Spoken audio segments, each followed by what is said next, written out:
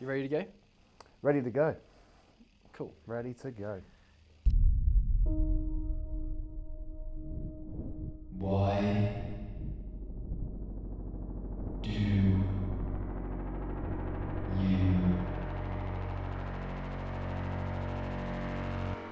lift?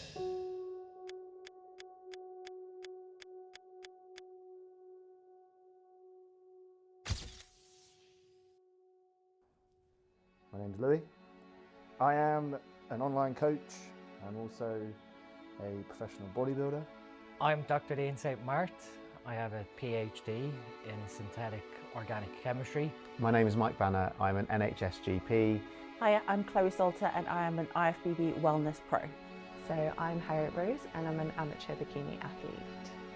Hiya, my name's Amy Richardson and I am an amateur natural figure athlete. Hello, my name is Hannah Neal and I am an IFBB figure pro in the Natural League.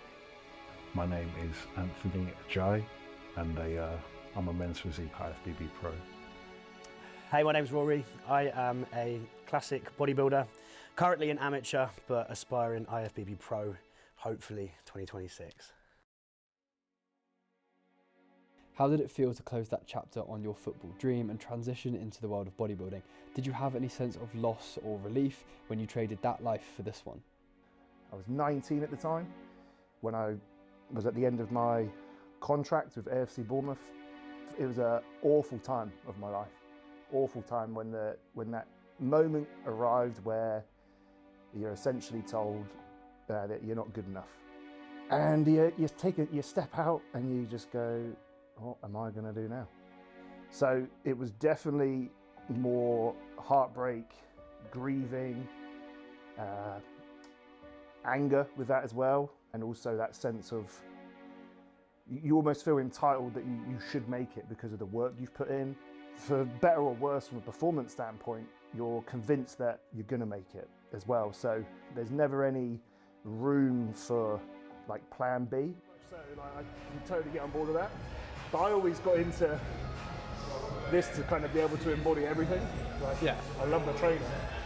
To the point where You want it to be your job, so... you get to a bit of a crossroad where you go, oh, I could potentially have and service more clients if only I had more time.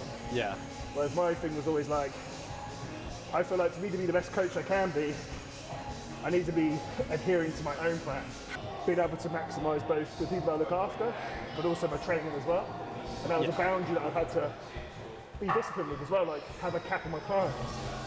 So therefore, Yeah. I know I could allocate the time that they need and not like take more and more on to the point where people aren't getting the service they deserve. I think also, to counter that argument, being an active bodybuilder, someone who has just dedicated all their time into coaching, you could argue, could probably be a better coach because that's all they're doing. So yeah, that's the kind of fight I get, like to counter my play devil's advocate with myself. So yeah, I definitely agree with you there, mate. It doesn't matter.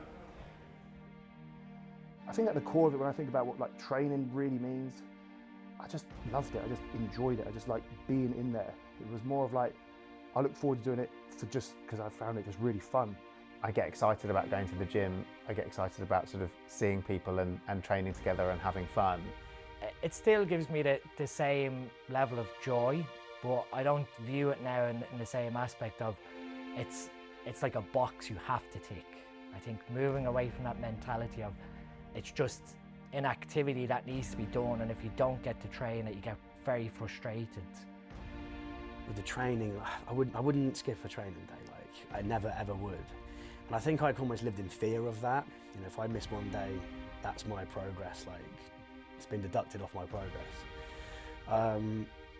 But I've completely shifted that because there's more education behind what I know now. It's one of those things where like, I have to go for my mental health in the long run.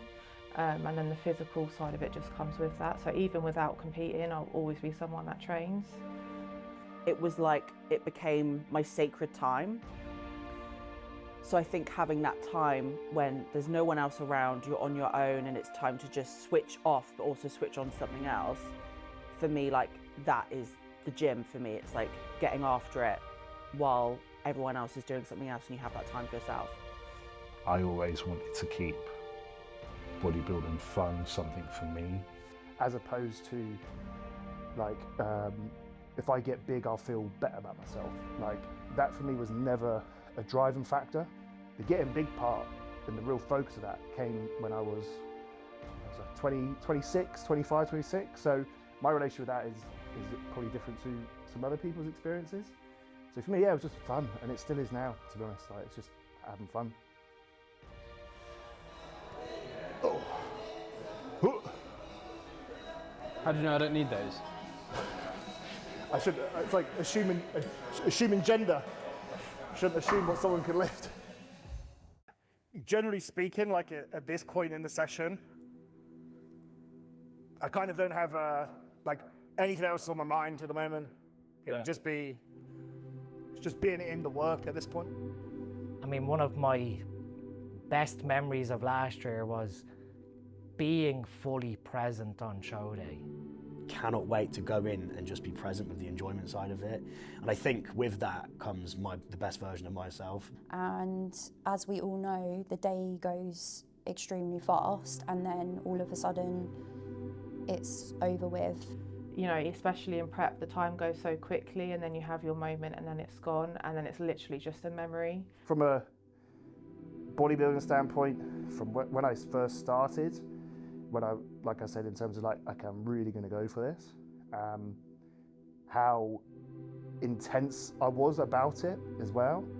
The main change I'd say is how I am within myself and my overall perspective on just like the importance of doing less in regards to the actual goal itself. You know, 5 years ago, I wouldn't have listened because I was just obsessed with winning and being the best I could possibly be. All bodybuilding, like, I couldn't think about anyone else. Like, I probably wasn't like the best person to be around. I would blame everyone else for how I felt. I didn't think twice about anything else other than being the best coach I could be every day and being the best athlete, and that was it for a long time.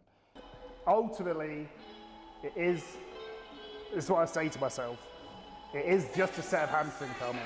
Like, you're all right. Just crack on with your reps. So there is like a fail-safe as well, where I'd just be like, just do 6 reps, you're all good, and then we go. Finding myself constantly thinking and comparing and being like, oh, I want to get to that place or that person's physique. And you're comparing yourself against others, or you're comparing yourself against a standard. Looking at social media, comparing yourself, all of that stuff. You know, comparison is a thief of joy, right? And also as well, you shouldn't compare yourself to others, but in this sport of comparison where you're like judged on a stage, it's very hard to leave that comparison on the stage. I think the whole comparison thing is actually a good thing because it makes you realise what you need to do to get to where you want to be. I'm a competitive person, and when I'd step on stage and I wouldn't get in even in like the second call out, those downs when you're extremely competitive and how personal I would take it as well. This is the great thing about life, is that if you are knocked down, your confidence is knocked, you then have the opportunity to say, well, what am I going to do to make it better?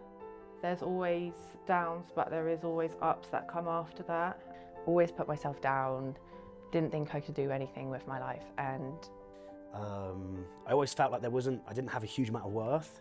So bodybuilding made me feel worth, and I think you have to pick yourself up.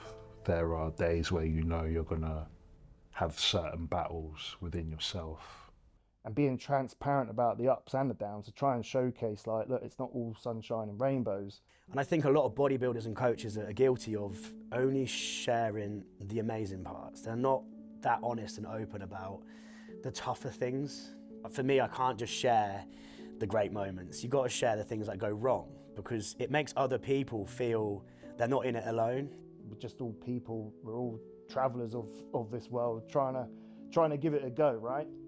In more recent memory is more in relation to injuries as well, where you want nothing more than to be able to tick your boxes, do your thing, smash your sessions, and you're limited because of an injury. The way you have to think about it is the things that you can do rather than the things that you can't do. You have to accept that, by and large, how far you go is determined by how many times you can, or willing to, or want to pick yourself up from, you know, those downs. The more I fail, the more I can kind of say to myself, like, at some point I'm going to look back and be like, that definitely taught me something. It still doesn't take away from how rubbish that situation is. That's where, when I say about like failing beautifully, when I think about the journey of bodybuilding, business, whatever it may be, you think about A to B. So when I think about failing beautifully, I think of it more like a race through the forest, different terrain, ups, downs, left, rights, running through rubbish weather. So when you reach these points, failure, hardship, I think of it more like it's just a part of the race. It's just a part of that, where you're going from A to B. It's just the bits in the middle you don't quite anticipate. So to fail beautifully just means a level of acceptance. So when we think about beautiful, we think about, in a way, almost being positive about the fact that something significant's happened, like a failure, but it's leading you to a place. You just may not know it yet.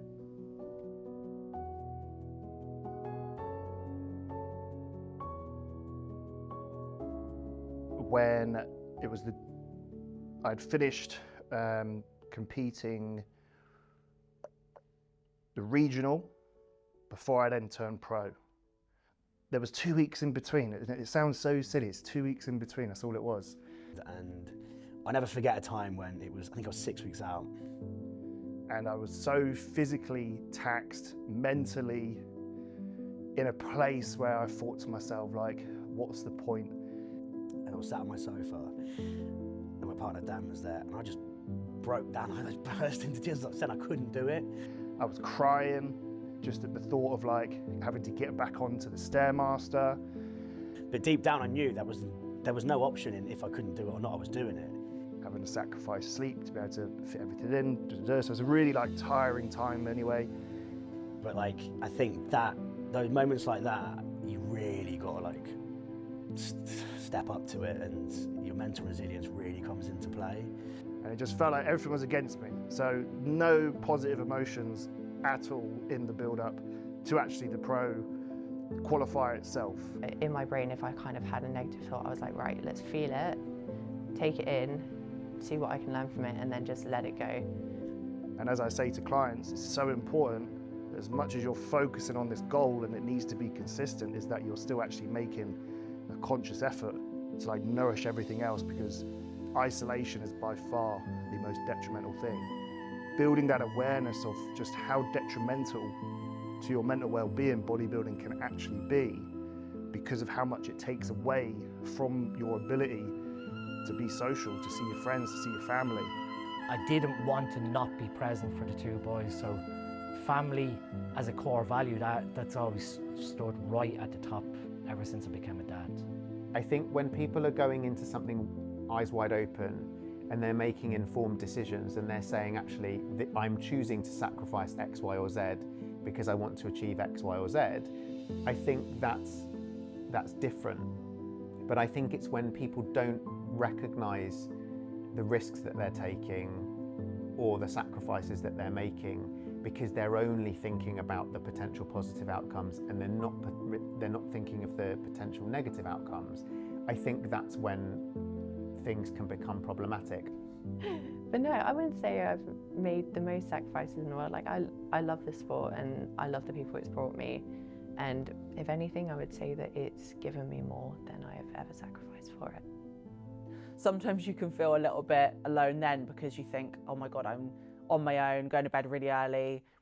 You know, you think, why am I doing all this? It's learning how to put those habits into a normal life and be able to enjoy your life alongside having an athlete mindset. It's almost like not switching it on and off, but how to integrate it together so that you can still enjoy your life at the same time. I think a lot of people say bodybuilding's selfish, and I don't believe that. I think bodybuilding is as selfish as you make it, or the person that's doing it.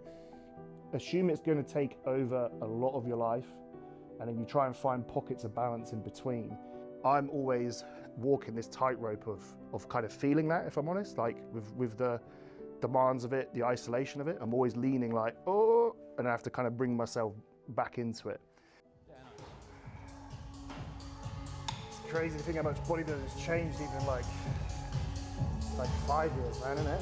Oh yeah. Like it's such a beast now compared to what it was. It's mad. Yeah, it's so popular now. Yeah, it's mental. And you know, it's a good thing and a bad thing, I think. I definitely agree with that. This is why it is super important, if you are going to get into it, to give yourself the opportunity to know who you are by putting yourself in situations where it is not just about bodybuilding. What I found in my experience around bodybuilding is if you've got into it from a place of low self-esteem with the idea that if I get big or if I get on stage, I'll feel amazing, you're setting yourself up for failure. Especially when you've got coaches, like I feel like it's a lot on the coaches most of the time, where it's quite common nowadays for coaches to push people into shows that people aren't ready for, shouldn't be doing a show in the first place. Totally. So obviously you can see how that messes with someone's mental health after a show. Yeah, for sure. I think I've met countless people that, you know, did the show because it seemed like a fun challenge. Yeah.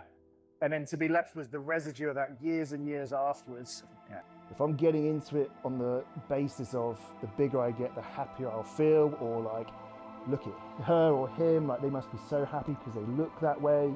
That's not the correct perspective. That's just going to create a bigger void, because the bigger you get, you realise you're not happier for it, and now you start to think, well, hang on, I signed up for this show thinking it was going to do that. It's all about the work you're doing behind it. If just view bodybuilding as it's an extreme sport. Oh, for sure. So, you know, would we sign up to any other extreme sport on the basis of it look cool, or like you said, it looks appealing, right? You know, when we think about our physique, you know, it's so easy because it's you, right? It's who you, it is you. So this is where it gets really difficult. So I always view my physique as just like, this is just my vessel and it's not mine, and one day it's not going to look like this. So I don't put too much weight on my appearance. It's our own bodies that's the sport, right? So you can get intertwined with, you know, negative motivations. And one of the things you can always ask yourself as you're considering a competition prep is, the first thing to ask yourself is, what am I running away from? I think for me it was like, you start training and you start bodybuilding and you never really feel any better physically than you did when you started. It's easy to get the lines blurred because unfortunately the sport is your appearance. Whereas if you can separate your appearance from the judgment and you can view yourself objectively, it makes for a lot more of a peaceful ride when we're talking about, strictly about, you know, our appearance as ourselves. A lot of things that people can't do in this sport is be objective about themselves. And not be kind of going into the check-in and being like, I hate how I look today. You know, it's actually more like we're focusing on the process and making your habits and actions align with you being the best bodybuilder you can be. This year was the first time where I did feel quite emotional about the fact that I was putting on more fat post-show, even though we all know that's the goal and it's not like good to be that lean for a long period of time. So it's about adapting your mentality to still love your physique when it has got a bit of extra fat on it, as you do when you're lean, and it's about remembering why. That's something I really struggled with in the beginning, especially after my first prep. When you go from prep to kind of like your off-season phase, when you rebound, seeing your body change, it can be difficult. Like, it is a mental game. It's distorted.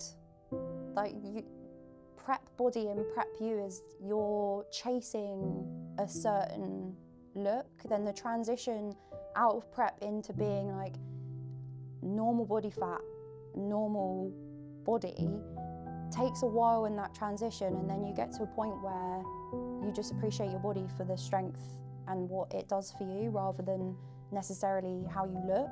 And the idea is that how we diet and how we lose weight can negatively impact our mental and physical well-being is a really important thing to realise. I would say that I have always had strong ties between emotions and food. I don't know the word, but you know when people say that they're emotional eaters, I didn't realise I was one of those people that ate into their feelings, really. And it's such a hard one to articulate as well. That's the crazy thing about the sport of bodybuilding, is it's your own body. So I think going into bodybuilding, if you're considering it, you've got to really understand, like, what am I seeking? This episode of the Why We Lift project is sponsored by Supplement Needs. I am Dr. Dean St. Mart. I'm the formulator and co-owner of Supplement Needs and SN Hub. We're a UK-based independent supplement company that is set on standards of transparency, efficacy, and quality. If you want to check out more, head over to our website, supplementneeds.co.uk. If you could do it, but you're not allowed to tell anyone, would you still do it? List as well, for sure. And if you wouldn't do it, then that's probably you shouldn't do it. Yeah, it's almost become a bit of a trend, isn't it? For sure. Some people get on social media, get the profile, upload a check-in photo. Yeah. Kind of a thing within a thing, you're right. Yeah. And if you're competing in it because it's what people are doing on Instagram, I think that is something that people can struggle with, because I think it then becomes a lot more about their body image and how things go on the day than it does about the actual process and the lifestyle. Not being on social media for a little bit really helped me to ensure that I was doing it for my own purposes, like I was doing it for myself. I would like to upload more and like do more with social media, but I kind of feel like everybody's doing that. Do you know what I mean? So it's like, what do I have to offer when it comes to doing stuff like that? I don't spend too much time browsing on social media and things like that. And you have to really work on your mindset in this industry, because there is so much pressure. And I think you have to remember that there's so many, just because someone else is doing something that looks awesome, it doesn't actually impact your ability to achieve what you want to achieve. When we're in this really high-paced environment with online, social media, emails, WhatsApps, etc., you can get very overwhelmed. And then you can also get overwhelmed based on social expectations. So people expect you to be perfect all the time, and you then can create a even higher expectation on yourself. Normal people, sort of, non-bodybuilders doing essentially bodybuilding style photo shoots. And then once that gets normalized, then you get them going, oh, perhaps I should compete. So you've got kind of people that probably 20 years ago would never have considered competing. With all of the newer federations and things like that, and newer divisions within the sport as well, I think there are a lot more competitors than there were. There are lots of physiques on display that are perfectly achievable to the average Joe, right? But it's the way that they're displayed. It's that when you see something on Instagram or in a magazine, it's that you don't know what it's taken to get to that point. You don't know how much of it is healthy behavior, how much of it is risk-taking behavior, how much of it is drugs, how much of it is lighting, how much of it is positioning, how much of it is photo editing. That you can take 1,000 photos and select the best possible one that's met all the criteria that you want to achieve when you're posting something on Instagram. But that's not how you live your life. That's not what happens when you look in a mirror. That's not what happens when you're walking around at work or walking around in the gym or whatever. Are you doing it for yourself or people around you and the pressures? Because I think it's so important to remember, like, in a society where physical image is deemed to be a huge part of it, if you're doing it for those reasons and not for yourself, then I would question, is there something else you're passionate about? And if so, fucking go for it, like, do that. Give the hack squat a go. Yeah. It'll go hack and pendulum. Hack and pendulum. It says what's yawning. And then on a deeper level as well, I take assistance. I take steroids. It's definitely not extending my life if you were to look at it really logically. So I have to make sure that every single second counts. You can't do it forever. Like, especially enhanced bodybuilding has such a, as you said earlier, a shelf life on it. So being able to go into every session, but this is one of X amount of sessions that I have left in this sport to make it count. Yeah. I entered bodybuilding very quickly understanding the naivety of when I looked at health and fitness magazines, Men's Health, Flex, etc. You start to realise that there's a bit of a darker side to this. So when I started to look into bodybuilding more, I was in a place where I thought like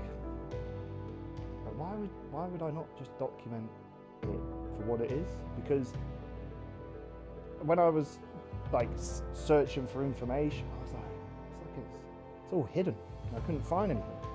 And it really started to become apparent that there was a lot of misinformation out there, or what was sort of passed on as bro science. And it often broke my heart that guys be asking certain questions around post-cycle therapy, fertility. They followed the strict advice that is online, or what they've read in a magazine, or what their friend has told them to do. And then 10 or 12 weeks later, their natural fertility hasn't recovered, or they're still showing signs of suppression. I kind of was just like, I feel like there's a space here for someone who is willing to give it everything and do it as informed as you possibly can be, and for people just to be able to observe it. I never wanted to encourage assistance, I never wanted to enable it, and I spend most of my time trying to use any opportunity I can to just be someone where there's just some information, like, okay, this is what it is, right? And these are the dangers. And I quickly realised when I started bodybuilding properly that health was a non-negotiable between health monitoring, lifestyle, nutrition. You see a lot of bodybuilders who are silently dealing with these issues. That I'd always be transparent about the bad and ugly, and not what I feel is kind of feed into the problem, in that making it all look like it's great, and if you get big, you'll be happy. When we think about changes mentally, I think there's always, it would be so hard to say like, my accumulation of steroid use over years has changed me in this way. But it would also be very naive to say that the use of steroids long term has, added any positives to my mental well-being. I think that's also a reality of it. But I think the main one is it acts as a bit more of an amplifier to parts of your personality. So, like for me, if I think about my experience around bouts of depression, certain points of life haven't been like the best and whatnot, and then having to be on low energy, still get up, and perform and do better than the day before, or at least try to do better, maintain a certain standard. In my experience mentally, where I've used a certain compound and then I've begun to experience suicidal ideologies, but fortunately, through lived experience from the past, I'm in a place where I can rationalize and think, okay, the source of this is X, and therefore I'm going to stop. And then I felt better. The responsible thing to do would be to share that in hope that, as I mentioned, like someone in that place, and I've unfortunately have known people who, in my personal life, who have taken their own life, separate.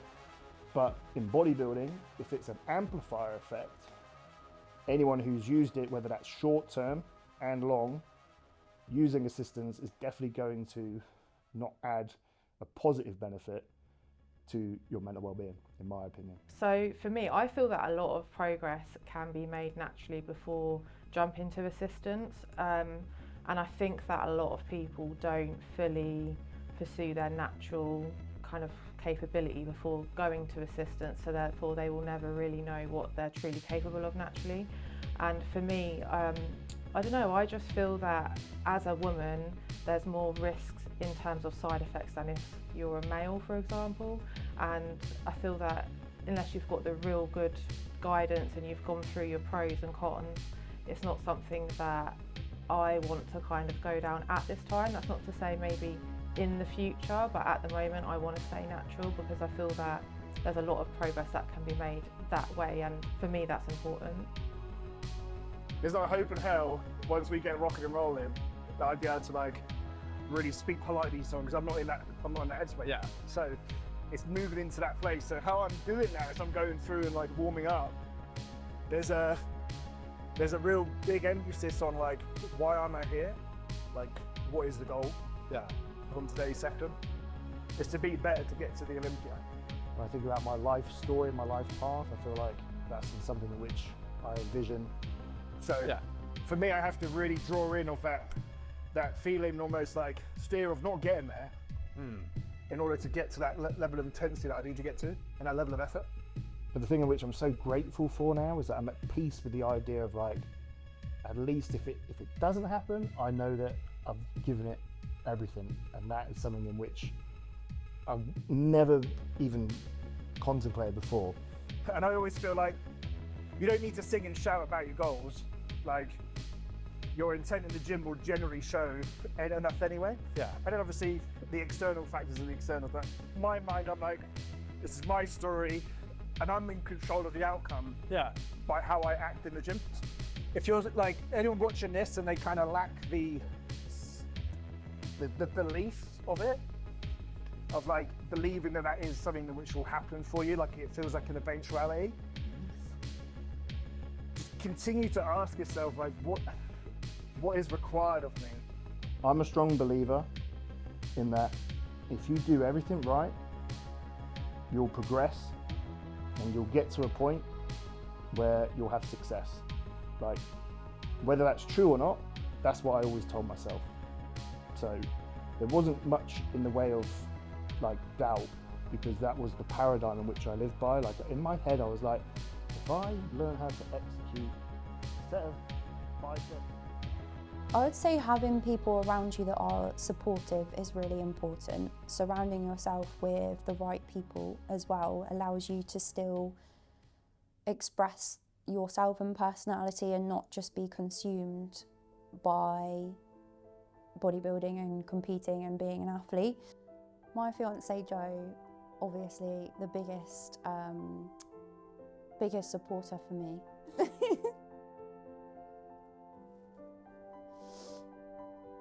Fucking hell. Competing has made us stronger for sure, 100%.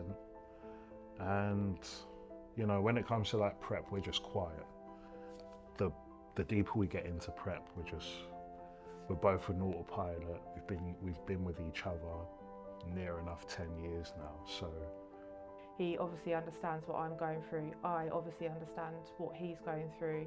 We can be a bit quiet with each other, but we don't take it personally, whereas I think sometimes if you've got a partner that maybe isn't in that realm, they don't understand why you're feeling that way or why you're low on energy, and I feel like it's only something you can understand if you've been through it yourself. Right at the top of there's got to be Dan, my partner. I'm getting emotional now. Oh, I don't talk about this. When she met me, I was a version of myself that, looking back, I'm not proud of.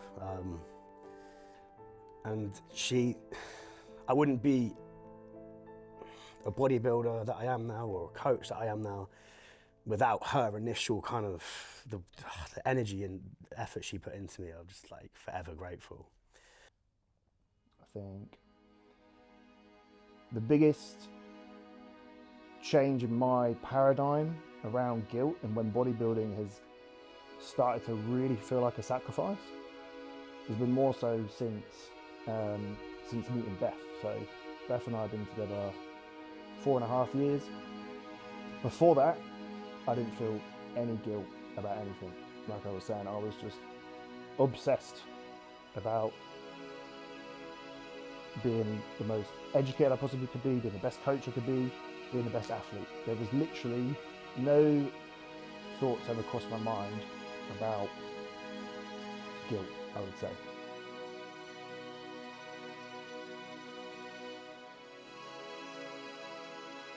I was like ostracized for being the guy with the tripod. Yeah. Jesus. Public enemy number one. I used to get absolutely ripped to shreds for filming my session. Yeah. Ripped to shreds. Like, put yourself out there and ultimately kind of step out of your comfort zone.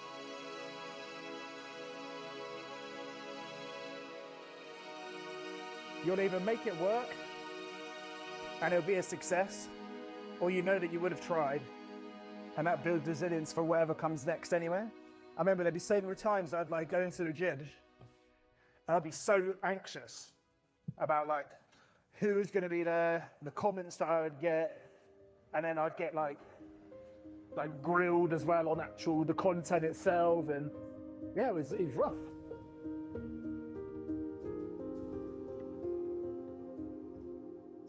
Like in my head when I'm training on my own, I'm now thinking about like the general landscape of bodybuilders and how many people will start to fade in this part of the session now. Like keeping that awareness of that you're trying to be a competitor and it's a host as such. That's like the whole point of competition is overcoming the hard stuff. Oh yeah, it's like if something's hard for you, it's probably hard for everyone. That's it. If you could step into a room with your younger self, what would you want to say to him? What do you think he would have needed to hear back then, and do you think he would have been ready to hear it? Early 20s to mid 20s is just to say, Lewy, mate, don't worry about that stuff. It'll be all right. Just take the pressure off yourself and just enjoy. And probably I would say, look, probably make more time to see significant people and look after yourself in that way as well. And get out of nature sooner, it took you too long. I would tell her to stop worrying about what everyone else thinks of you, or to do it for like validation purposes. Like, this has taught me so much more than I ever thought. I think for me, teaching myself that I don't need other people's approval, and she didn't need to listen to everyone else about what she was doing. Just do what you gotta do, girl. I would assure her that she would be absolutely fine, and that whatever she wants to do, that she should just give it a try and do it anyway. Probably like believe in yourself a bit more, have more confidence, enjoy the journey along the way. I think the younger self would be proud of what I've done, but I think I don't think she would believe the things that I've achieved now. Like I honestly, like the last couple of years, I'm so proud of everything I've achieved. Patience, have fucking patience. Don't be afraid of what people think is another thing. Don't be afraid. If you're worried about what people think, the people that you're worrying about aren't worth it, and you end up spending a lot of your younger years so conscious of what others think.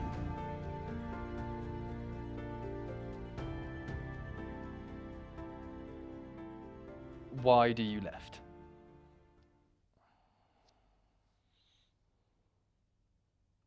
I would say the reason why I lift. I lift because. Why do I lift? Okay. Why do I lift? Why do I lift? Because it's like the most powerful thing you can do. When it comes to actually training and lifting, I think for me it's a huge output. It's a time I can go into a gym and I can just like unleash, and I think that for me is an awesome feeling. Everything else comes, you know, after that, but yeah, to go in a gym and just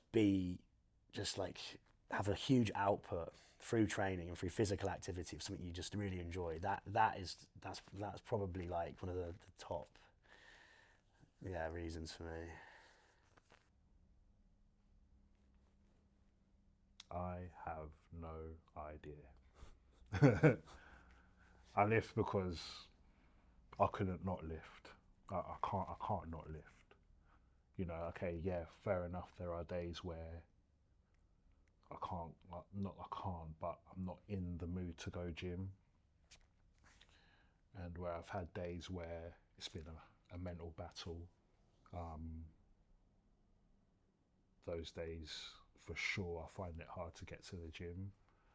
but as a whole to just stop going and not work on myself and to be better and to tell myself that I can be better, stronger, more disciplined. So I guess I just answered it, just to be more disciplined and to outperform myself and to get to know myself even more along the journey. That's it. There's so many aspects that can go into it, but for me, it's my passion, it's my escape. It helps me tremendously. That's why I lift. I lift for mental sanity. No, yeah, it is for mental sanity. I like how it makes me feel, I like how it makes me look, and it's about a journey of self-improvement, not just physique-wise, but mentally as well. So that's my why. Because it makes me feel strong. It makes me feel good. It's an investment in my future that I know is unparalleled by other activities. And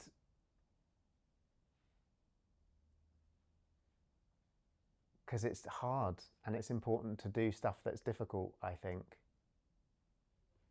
Improve mental well-being. I lift to ensure when I'm older I'm going to be strong enough to have a capable body. And finally, I lift for the pure enjoyment of it. For that 60 minutes I'm in the gym with headphones in, just testing what the human body's capable of. It's because to me, lifting is what safety and what comfort and what fun feels like. Perfect. Cool, done. Yeah, Nice. brilliant. I hope that was all right.